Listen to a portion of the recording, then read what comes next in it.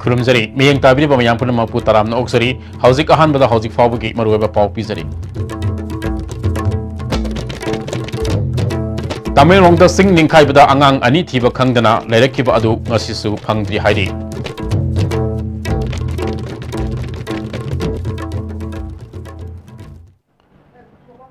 हौजिक पाउ संदोकना पिजरी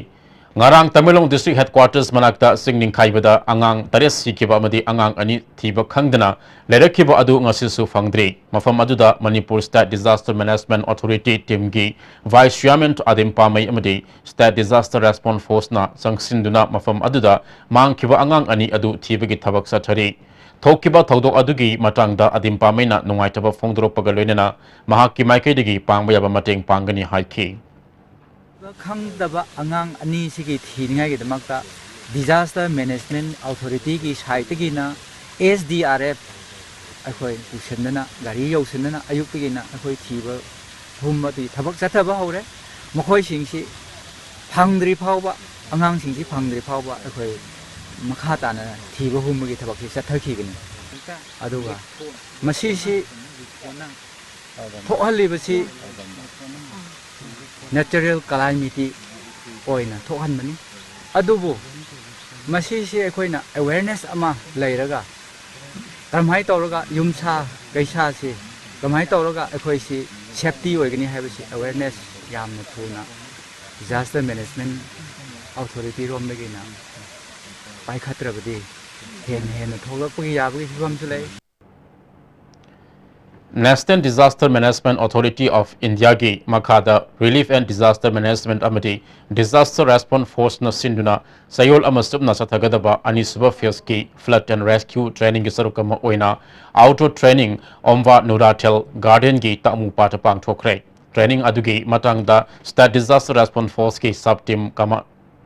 commander Okram asawana phongdrupada India gi state singi manungda ising isau thokpa yaba mafam ama oina Thauba district yarokpa na maram oidana ising isau thorakpa matamda mi karamna kangani amadi isau tholingai maru oina karen leba mafamda mi karamna kangani haibagi matangda training asi pangthokpani haike ani suba fields ki oina pangthulba training asida miyo yangkhaina saruk yari haike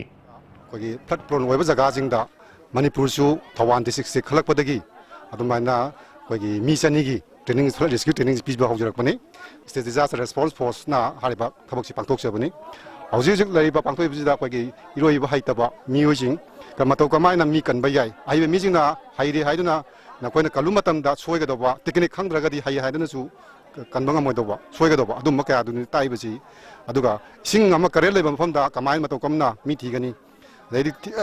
kama mafamda phangani haibasing ji koi outdoor exercise na training gi part amoina ji makha chathasarakpan India ki Prime Minister Narendra Modi nangasi video conference ki kuthangda India ki tongan ba state singi mai pagna self help group singa wari sanabagi tharam mahila morcha BJP Manipur State Unit na susinduna BJP Manipur Pradesh ki office yanghan kre tharam aduda BJP Manipur Pradesh ki president su oiriba MP KSS Babananda amati BJP ki thaupuba kaya su saruk yakhi ayuk pumapan makhaidigi haukiba tharam adu mapung fana yanghan ki सभी self help group की बहनें जो आप कुछ न कुछ उत्पाद करती हैं, कुछ न कुछ प्रोडक्ट करती हैं, आप ये सरकार का जो पोर्टल है GEN उसमें जाकर के अपने आप को रजिस्टर करवा दीजिए ताकि आप भी अगर सरकार की तरफ से किसी चीज की जरूरत और उस पर जानकारी आ जाए तो आप भी कह सकते हो कि आप भी प्रोवाइड कर सकते हैं और सरकार खरीदती है इस चीजों को। सेल्फ हेल्प ग्रुप से जुड़ी और महिलाएं आज हमारे साथ हैं। Socially amadi economically background oiba nupi singbo Narendra Modi na lusingba sasan ama Bharata lakodagi ngasidi nupi singda sakti piduna makhoi gi sel thumgi phibam fagat hale haibidu ngasi pangtholiba tharam masina mayek singa takle haina BJP Mahila Morcha gi National Vice President Sada Devi na phongdokhi ngasi aikoi sothaduna lairaba society gi oina aikoi gi makhada lairiba nupi singsida yamna economic condition da socially amadi economically koi backward oiraba singa se ngasi di aikoi empower tokdana ngasi socially economically nupi singse mangjin thana lakre haibase masigi wafam ase aina iroi loina thamja Mahila Morcha Manipur State Unit ke President ke Inausana Prime Minister ka Self Help Group singa wari sanabagi tharam asina Manipur ke Self Help Group singda thauna ama pibaga loinena mathang nge tharam saruk yagani haike Manipur dasu akoi gi valley gi mandal ni phumak loina mak tawri aduga akoi gi hill gi district sing sidi mandal wise to akoi gi communication gi khara khudong cha da balai bani na akoi district wise oina tawre ba Manipur gi su yawram badi ya bani adu akoi gi Narendra Modi app sida akoi loi mak se registration tawraga Modi apps gi khuthang dani moina ga si akoi interact tawi si ba mathang gi lakpa program sing da akoi ju suksoi soi dana yaw na ba hona jage suksoi soi dana su yaw gani ha ba kon tamsa UFO Moirang Ngang Kha Battalion ki Manungsana Manipur ki oina Sani Kungatare Suba Sanamahi Lining Call amasung Punsi Thausil Call haina khangnaba Salai Call haina mingthonba thamna popi maningda Anoba Sanglen ama social worker Thongam Santina Hangdokre UFO ki Lusing Porel Kaya RK Samarendra amadi Manipur ki Imalup Singinupi Lusing bi kaya na sarup yakhi Thongam Santina hakibada UFO na ngasi lamdamasigi ipa ipuna thamlamba nata medical serbu ngakna thamba khaknatana kuya lalong kaya su ngaktuna thamba sina lamdamasibu malyamda saktakpada asoba thaudang lauri UFO na lauri ba thaudang kaya asi lamdamasigi miyamna mating pangmatangai fade haiki khangbaje khwaidai maru oiba matamne yore habiside thamjani nuse ekoi khunaisda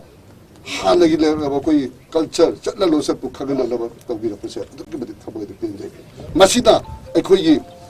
parampara dai chatna ra ekoi maitai nupi gi ijat ngak pungam bagi khwaidai sawba arne habise masigumba ar sida ekoi gi kunais de leiba ekoi gi chalise punamang nam masigi ar sida mapung phana changsin biraga UFO de mangjeri mangse mapung phan da ekoi punamang mating pangasi UFO ki General Secretary Mainam Moribana Fongdrapada Handak Nomaisung Sing Reserve Forest Area da Sazal gi Sanglen Thugai kiba aduga atopa furup ke laisang amabuna thugai dana thamlama thawong yaningde mafam aduda amukhana Sazal gi Sanglen saba yahanbiu makatana Reserve Forest Area da leiba Sazal gi Sanglen Sing takthok pigeno haiki Handak ki sidokiba mafam asimaktada aikoi gi sagjil sangle lama saba athuba tamda yahanbiu aduga loinana makhata ba sanglen Lairiba Reserve Forest ki jagada lairiba koi bafam khara lai asigumba mafam sing ase karigumba eviction tawrokpa sidok khodokpa tawragadi hairiba thabaksi akoi gi organization gi sangle lasi budi thambiramu haiba wafam se organization gi maigai degi government da request tawjari paugi malaktan atenba break amalaminasi Jolip 100% natural syrup amasung capsule yu thakpadagi oirakpa awaba chaitheng hakjangi liver soklakpadagi kuchu sengaktaba haksang soktharakpa tumba chaba yaraktaba khong hamba nungairakta singbu phanba ngamba amata ngairaba upaidi Jolip syrup amasung capsule diabetes singidamakta Jolip capsule chabiu A magic mix of chocolate and vanilla marble cakes from Winkies, the cake specialist. Nati chat lagi ba? Please ay chat lagi ba? Target ke season na loy krabadi adu di ma amu hana una punglaro asum tauna mango season na chat krabada adum haina Winkies mango swiss roll su adum panglaro khange dana Winkies mini swiss roll ambu laklaba pumnam slow motion adum oi punsibu Winkies am tadi piudana Baba quick zone gidi tata disconnect di mamal suma phang kuding chamane yo suma ngaro pista salabnina adu suma takta superlink footing gi offer me amum pirisidi tas electric rang no sin bagum na yoti sin bayar dudi sanagi mohut yang na sin bayar andre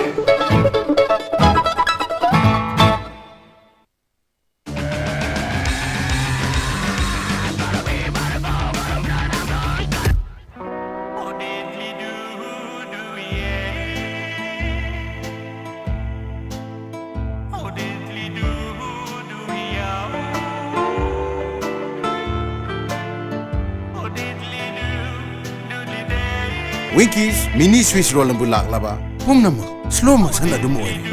punsibu Winkies am tadi piudana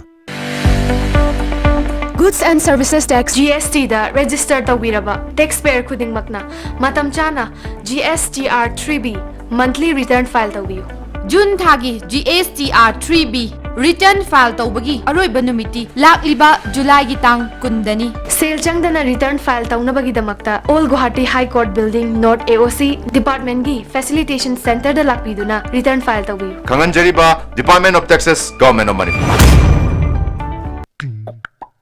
Nati chat lagi ba? Please ay chat lagi ba? election ki matam loikrabadi adu di ma amu unaba phangaro asum tawna mango season chatrabada adum haina winkies mango swiss rolls adum phangaro khangedana break ki tungda makata ba pau pizari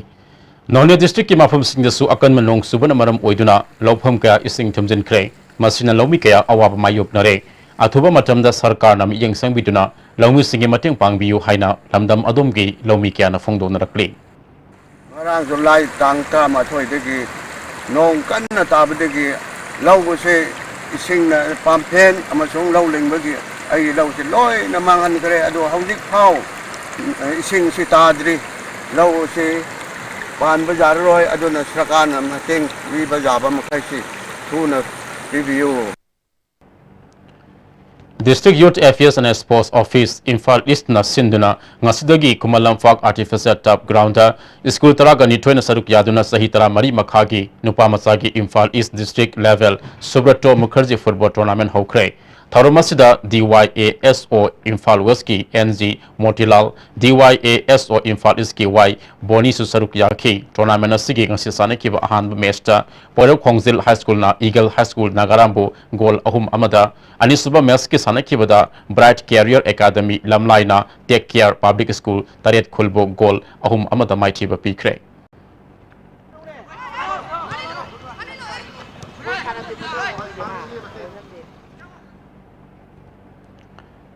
Hauzi loisilak pada maruga pau amuka hana Tamenglong da sing ning khai pada angang ani thiba khangdana lerakkiba adu ngasi su phangdri hairi